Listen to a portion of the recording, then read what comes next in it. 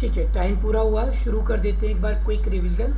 बाकी students join कर रहे हैं। तो मैंने परसों फर्स्ट क्लास में आपको पढ़ाया था बेसिक कंप्यूटर का पहला टॉपिक, जिसमें मैंने आपको सबसे पहले बताया कि कोर्स हम क्या कोर्स कवर करने वाले हैं। और इसमें मैंने आपको बताया कि MS Word, Excel, PowerPoint के साथ साथ हम लोग कंप्यूटर फंडामेंटल कवर करेंगे और विंडोज़ कवर करेंगे, क्योंकि ये जो कोर्स है वो कंप्यूटर टीचर्स के लिए स्पेशली डिज़ाइन किया गया है। तो दोनों टाइप के लर्नर कवर किए जाएंगे।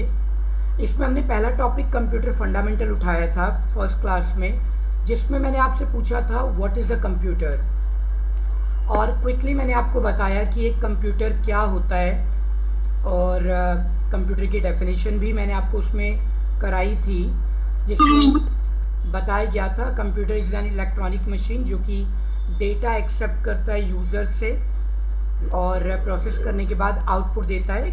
सिंपल तरीका मैंने आपको बताया इनपुट, प्रोसेस और आउटपुट का। इसके साथ साथ मैंने डिस्कस किया था आपसे कि आखिर हम लोग कंप्यूटर क्यों इस्तेमाल करते हैं, कंप्यूटर की कैरेक्टरिस्टिक्स क्या है, यानी कि एडवांटेजेस ऑफ द कंप्यूटर के बारे में हम बात कर रहे थे। कुछ एडवांटेजेस हमने कवर की थी, बाकी एडवांटेजेस हम आज कवर करेंगे।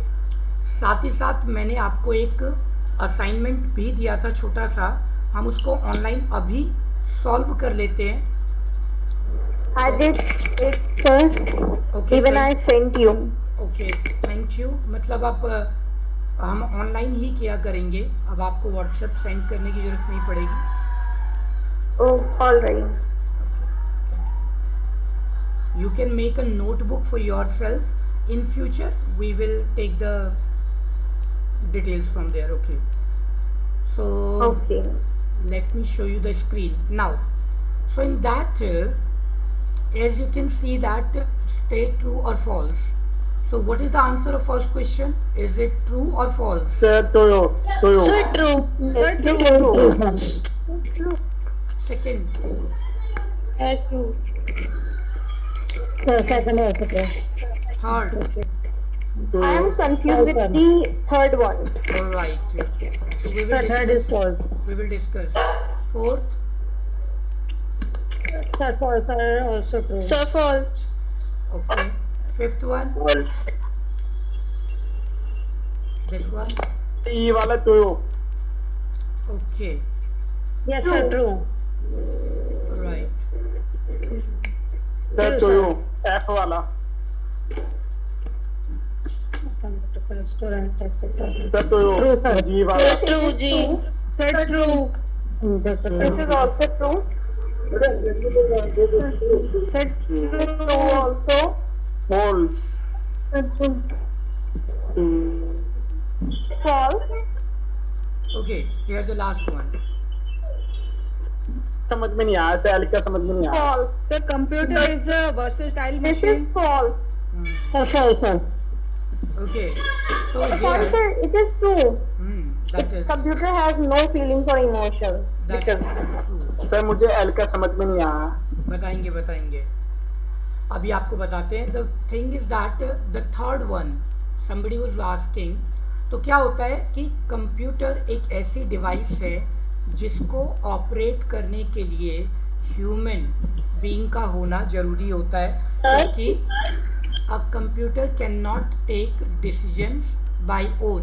कंप्यूटर अपने आप तो नहीं जज कर सकता कि आपके लिए कौन सा गाना बजाया जाना चाहिए, कौन सी मूवी प्ले करना चाहिए, कौन सा पैराग्राफ टाइप करना चाहिए। वो कमांड आपको ही देनी पड़ती है, तो वो अपने आप डिसीजन नहीं ले सकता है।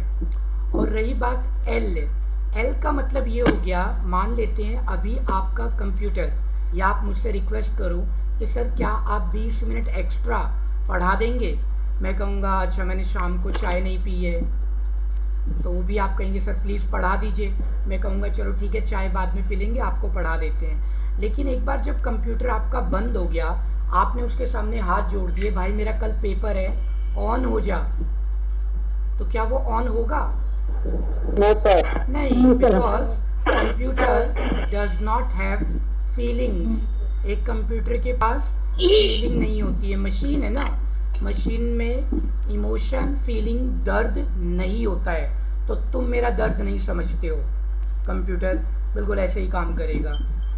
Okay, that is very nice. Sir I का क्या होगा? आई, सर आई, अच्छा मुझे आई चेक करना पड़ेगा, मैं आई एक बार चेक कर लेता हूँ। Okay, that is another chapter, I. Let me read first what is the I one here. That's okay. So I, कोई मुझे हेल्प करेगा? That is very simple. A computer is a very versatile. Yes, sir. It is a multilateral. Versatile is multilateral. That's right. So L जो topic है ना वो It's true. अभी हम cover करेंगे। मैं उसी टॉपिक पर आ रहा हूँ। ऑलमोस्ट सभी लर्नर्स आ चुके हैं, फिर भी मैं मीटिंग को 2-4 मिनट बाद ही लॉक करूँगा। तो कई बार नेटवर्क इशू होता है। तो लास्ट क्लास में हम डिस्कस कर रहे थे एडवांटेजेस ऑफ अ कंप्यूटर। अब हम बात करेंगे reduction in paper work. Computer की एक और एडवांटेज है जो हमारे लिए बहुत ज़्यादा बेनिफिशियल है, उसने हमारा पेपर वर्क जो है बहुत ज़्यादा कम कर दिया है। अब आपका जो कंटेंट है वो ऑनलाइन आ जाता है, ई बुक्स आपके पास आ गई है, आपको हॉल टिकट मिल जाता है। कोशिश कीजिए अपना माइक म्यूट रखें, जब बोलने के लिए कहा जाए तब प्लीज। अच्छा, इसके बाद में क्या होता है कि आपका हॉल टिकट, एग्जामिनेशन, ये सब चीजें ऑनलाइन हो गई, तो हमारा पेपर वर्क कम हो गया है। So that is the also advantage of a computer. The next one, automation.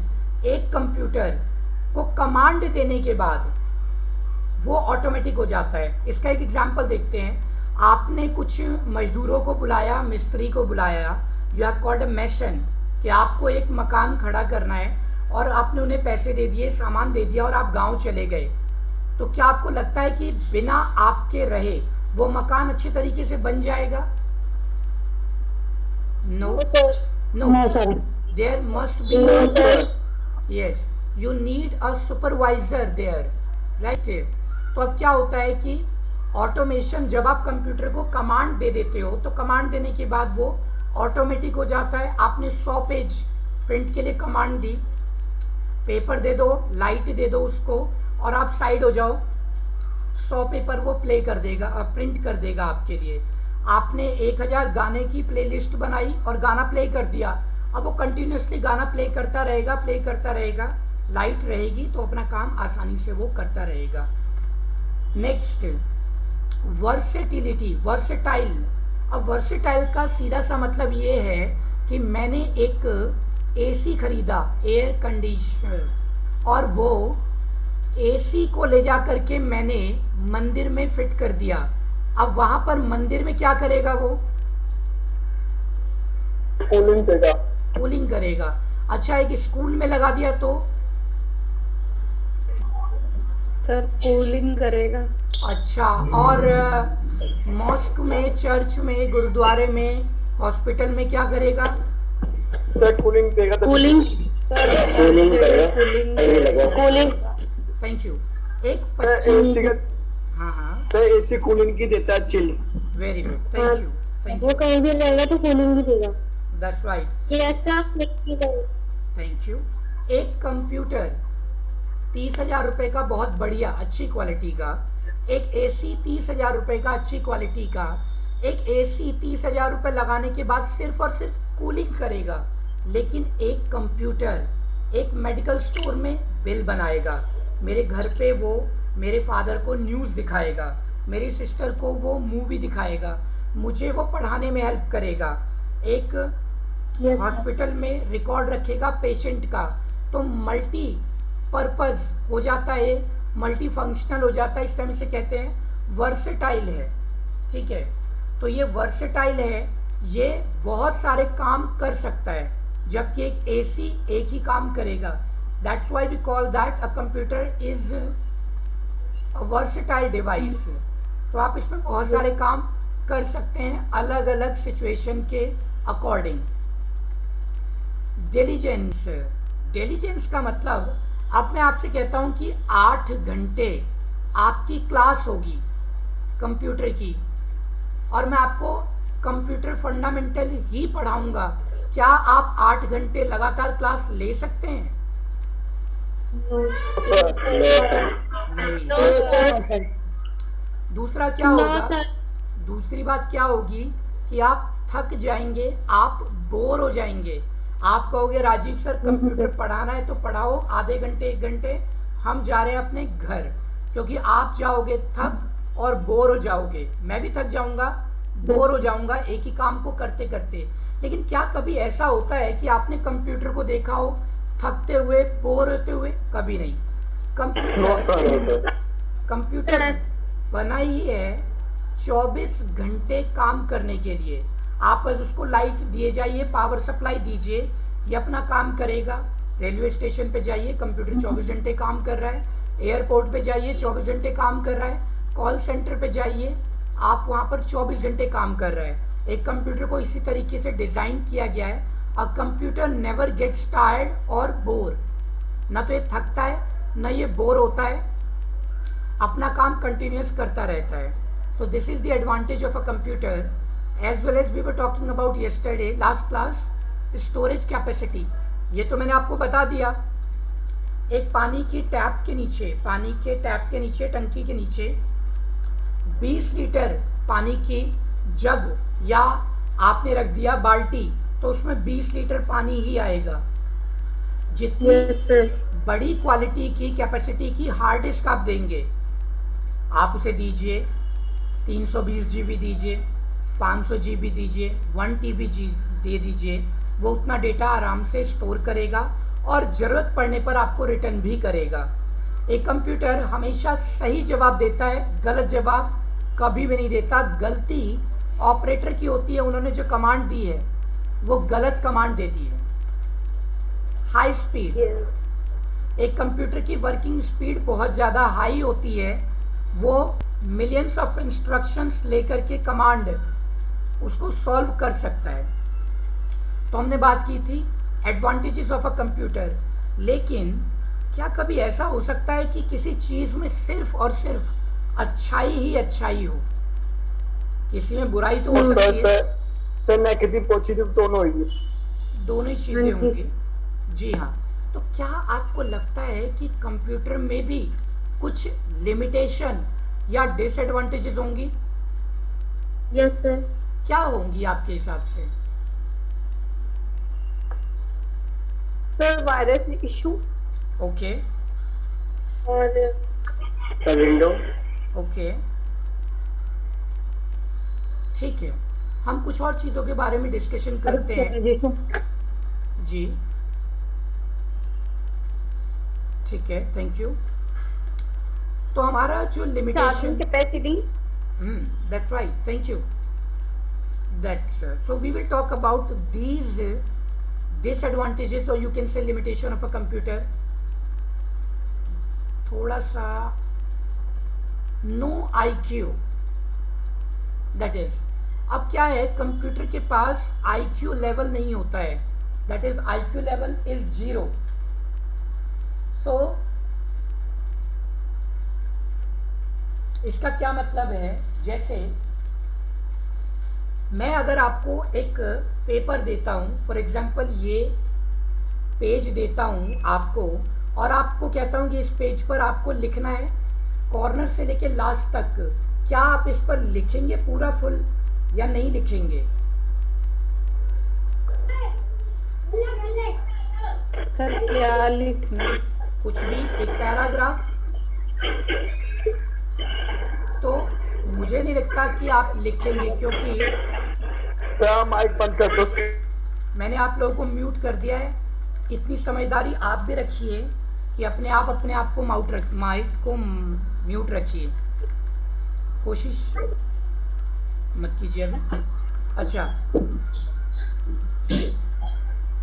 तो क्योंकि ऑलरेडी ये जो पेज है इस पर कुछ ना कुछ लिखा हुआ है, तो आप इस पर लिखने की कोशिश नहीं करेंगे। लेकिन क्या अगर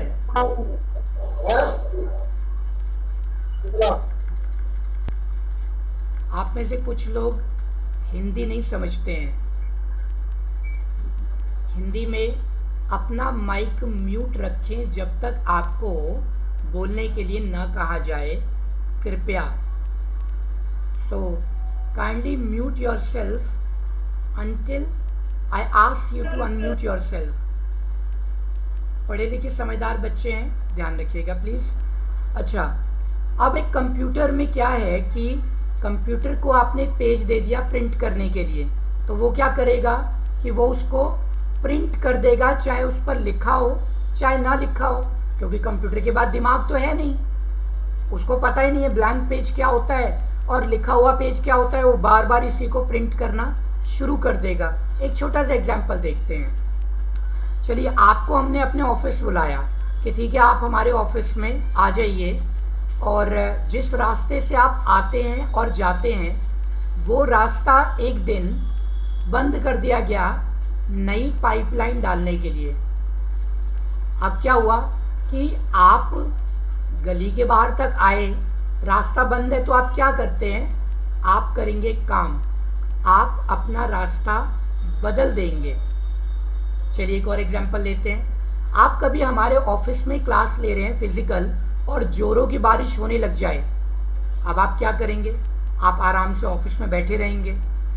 एक रोबोट खरीद लीजिए, रोज उसको इंस्टीट्यूट लेकर के आइए, लेकर के जाइए, और एक दिन आप बोलिए भाई चिट्टी एक काम करो, तुम जाओ, आज मेरा दिल नहीं कर रहा ऑफिस जाने का, इंस्टीट्यूट जाने का, राजीव सर की क्लास ना आप अटेंड कराओ और रिकॉर्ड करके मुझे प्रोजेक्टर पे दिखा देना।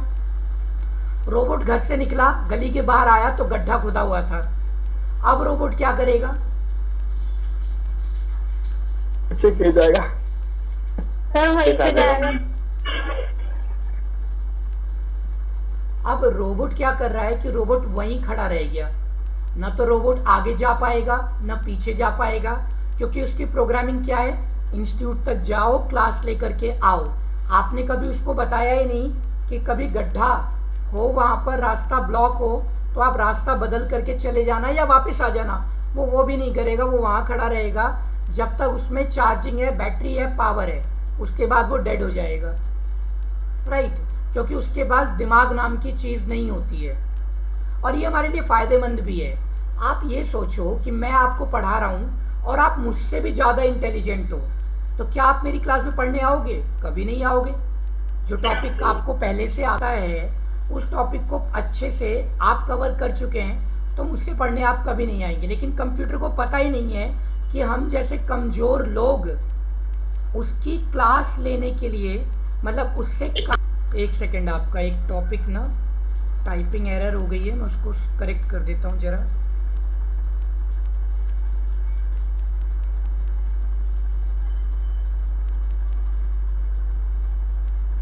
One second.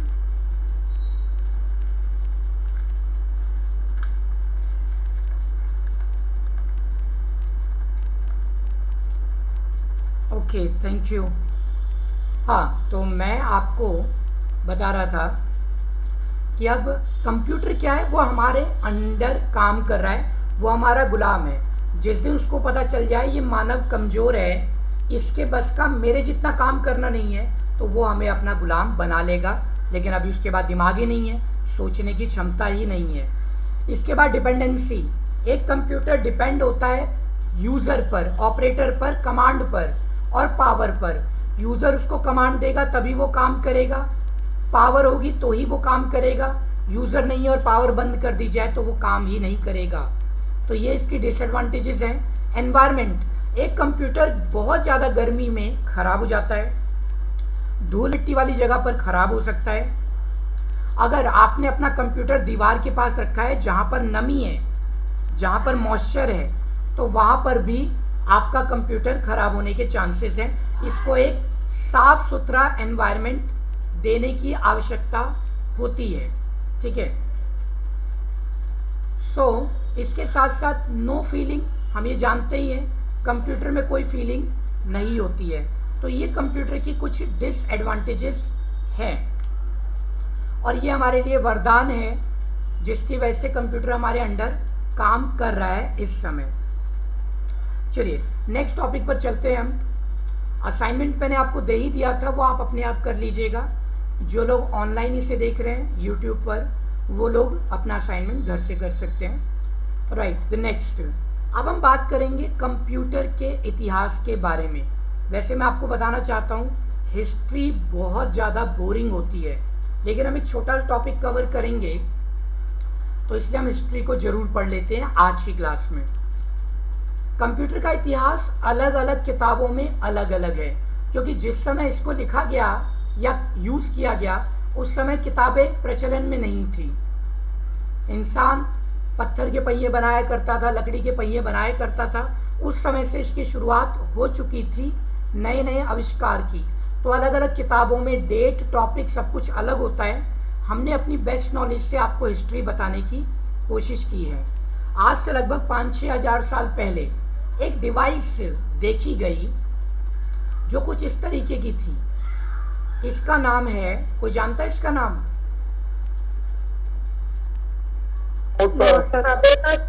Yes, very good, that's right, abacus. Abacus भी कहा जाता है, एबैकस भी कहा जाता है।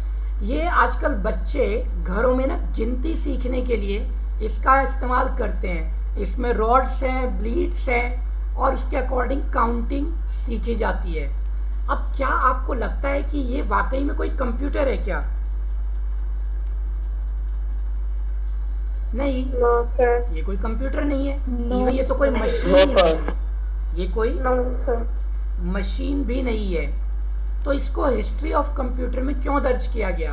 क्योंकि यही वो पहली डिवाइस थी जिसको देख करके लोगों को पता चला कि अगर हम इसमें थोड़ा और सुधार करें तो एक कंप्यूटर जैसी चीज़, एक ऐसा यंत्र बना सकते हैं जिससे कैलकुलेशन जो पहले हम दिमाग में रखते थे उसको किसी को दिखा भी सकते हैं। पहले कैलकुलेशन दिमाग में थी, अब उसको हम दिखा सकते हैं। इसके लिए एबैकस का इस्तेमाल किया गया और उसको हिस्ट्री ऑफ कंप्यूटर में दर्ज किया गया।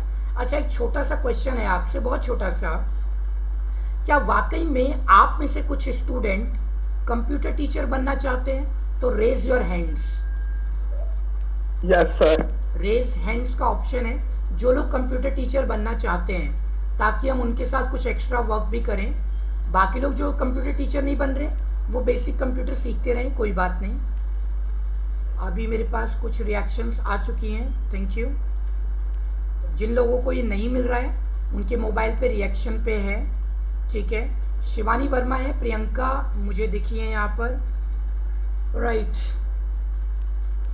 सद्दाम है, मनीष है, ऋतु है, ठीक है। कुछ लोग मुझे मिल चुके हैं। आयुष हैं, साथ साथ कीर्ति हैं, मोनिका है, किरण है, ठीक है। बाकी लोगों को इमोजी का ऑप्शन नहीं मिल रहा है, कोई बात नहीं। मोनिका गुप्ता भी है यहाँ पर, ठीक, थैंक यू, अच्छा लगा देख करके। अब हम बात कर रहे थे इसके बारे में, तो हम कुछ और चीज़ें डिस्कस करेंगे। इसके बाद में एडिंग मशीन के बारे में हम बात करेंगे। एडिंग मशीन की खोज ना बड़ी इंटरेस्टिंग है। ये ब्लेज पास्कल जो है वो एक साइंटिस्ट हैं, फ्रेंच साइंटिस्ट थे। क्या हुआ है, इनके पिताजी जो थे वो एक टैक्स कलेक्टर थे। टैक्स कलेक्टर का मतलब जो लोग लगान वसूल करते थे राजा के लिए। पहले राजा के चेहरे वाले सिक्के चला करते थे पुराने समय में, 1600-1700 ईस्वी की बात है, ईसा पूर्व। Sir, it's Mamta, not Monica Gupta. Okay, Mamta, sorry, thank you. वहाँ पर कोई और ममता भी थी, मैंने आपका नाम अभी देखा है, ठीक है, थैंक यू। मैं करेक्ट कर लेता हूँ अपने आप को, ठीक है, ममता गुप्ता जी। ओके, सो अब क्या होता था, वो टैक्स कलेक्ट करने बैठते और एक दिन इकट्ठा करके राजा के दरबार में जाके खजाने में जमा कर देते। अब वो सिक्के गिनना शुरू करते, 1 2 3 4 5 10,119 20,517 23,017 17 28,415। अजी सुनते हो, चाय पी लो। मम्मी की आवाज आई और पिताजी गिनती भूल गए कितने पे थे। सिक्के गिनना बड़ा मुश्किल काम है। अब ये परेशानी अक्सर होती थी क्योंकि अब कागज पेन का आविष्कार नहीं किया उन्होंने, तो लिखे कहाँ से।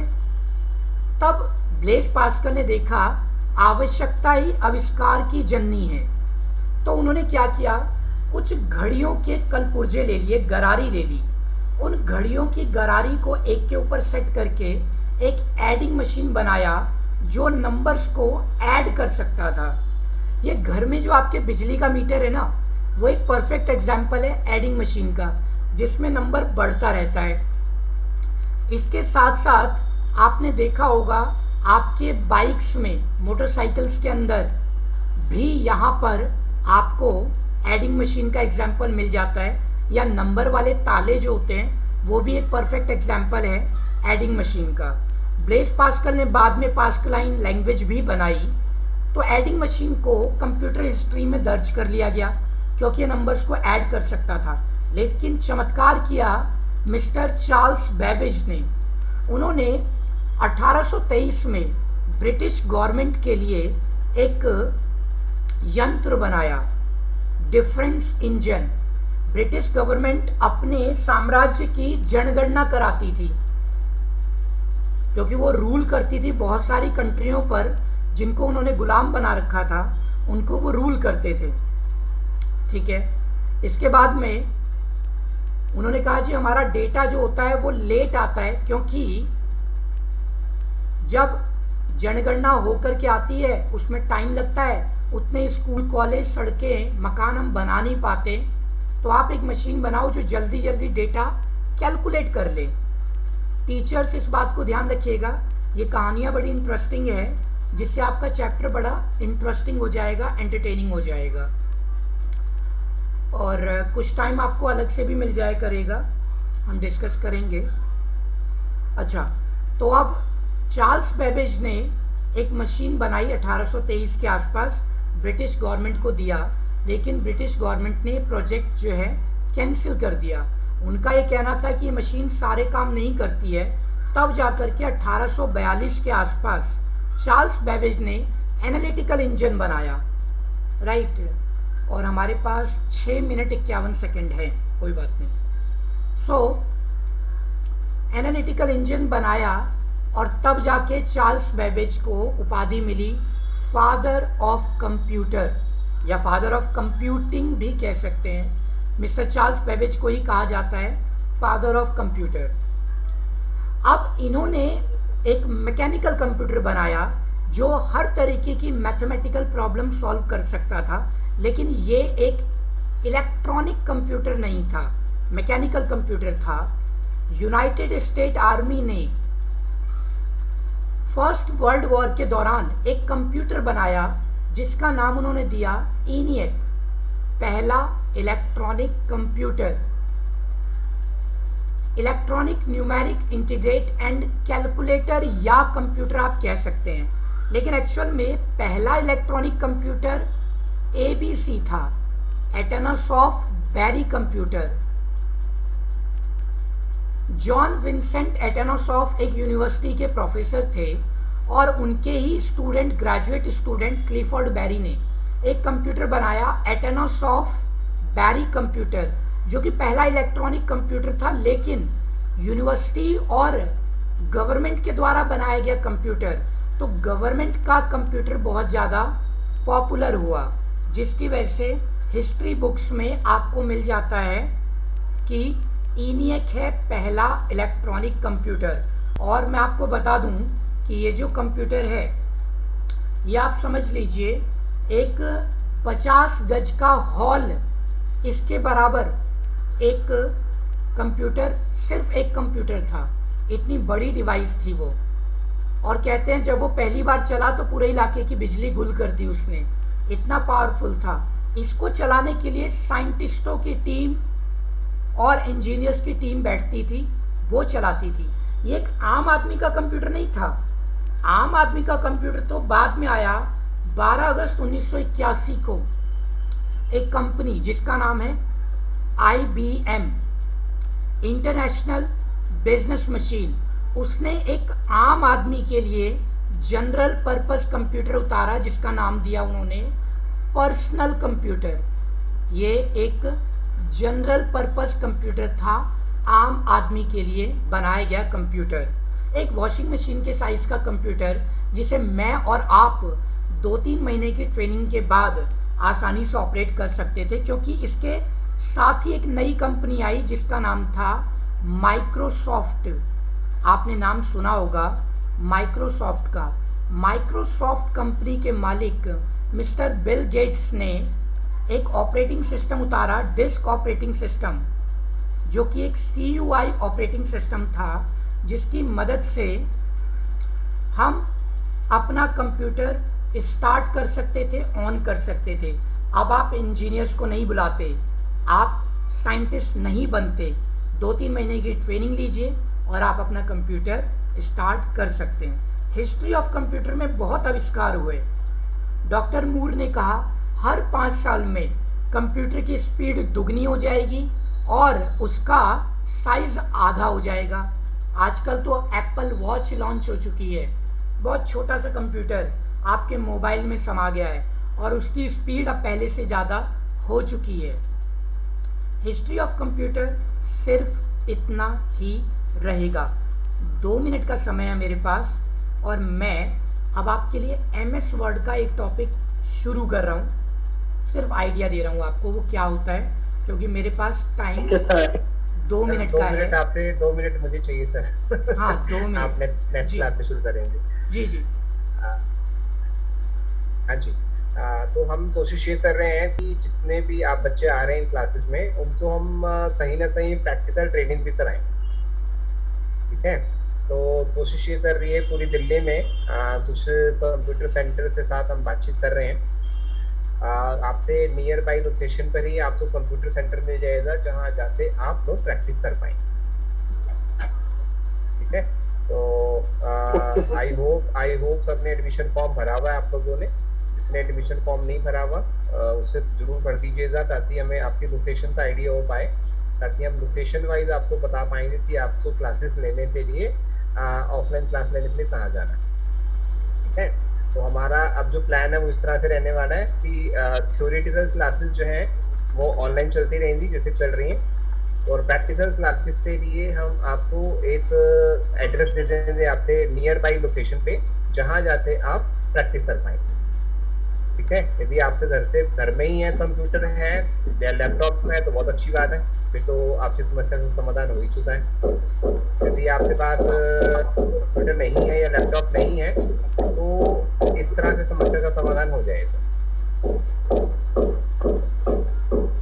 ठीक है जी, और आई होप ये जो आज लेसन बताया जा रहा है कंप्यूटर की थ्योरी जो है ना, वो जितने भी हमारे कॉम्पिटिटिव एग्जाम्स होते हैं सब में बहुत इम्पोर्टेंट है। सब में क्वेश्चंस आते हैं उसमें से। ठीक है, जैसे नॉर्मली जैसे पहला क्वेश्चन ये चल रहा था कि फादर ऑफ कंप्यूटर कौन है, बता पाएगा कौन है? अभी आपने सर ने पूरा लेसन